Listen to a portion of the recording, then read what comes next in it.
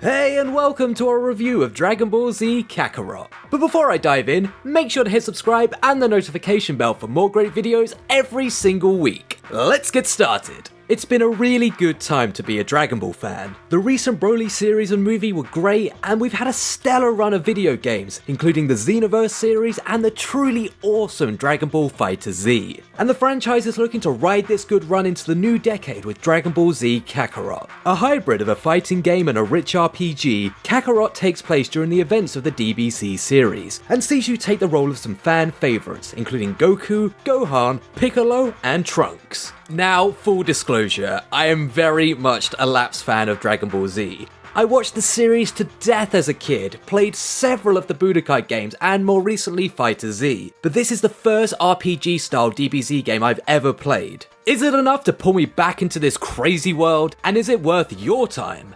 Watch on to find out.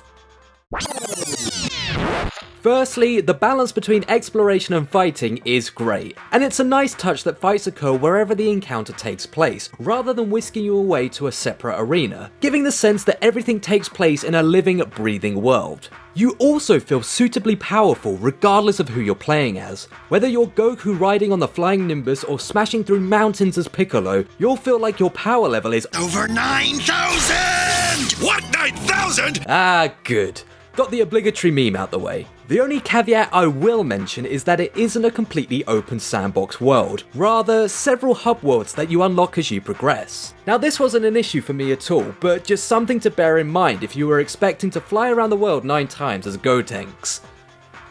For anyone who's not watched the anime before, or like me, hasn't watched it for a long time, this is the perfect entry point. You play through most of the story beats of the original series, with the familiar narrator chronicling your adventures. It really feels like a blend between a video game and an interactive cartoon, as the rich world of the series really shines in this format. This is also augmented by fully voiced dialogue for most of the main missions. But by no means does that mean hardcore fans should give this a miss, as the various side missions take heavy creative license, meaning there's plenty of new secrets to uncover. And completing these tasks help you to power up a satisfying character progression tree. And speaking of leveling up, another way you can do so is by fishing. With a detachable Saiyan tail, made for you by Bulma.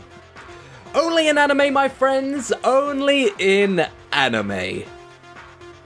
To wrap up, Dragon Ball Z Kakarot tells a story that's been told plenty of times before, but does so in such a rich world and with enough surprises to keep it fresh, original, and exciting. The biggest compliment I can pay is that it's made me want to go back to the start and watch all 291 episodes of the show. Wow. That many, huh? I better get started. But what did you think of Dragon Ball Z Kakarot? Please let us know in the comments below, and don't forget to like, share and subscribe for more reviews and great videos every single week. See you next time!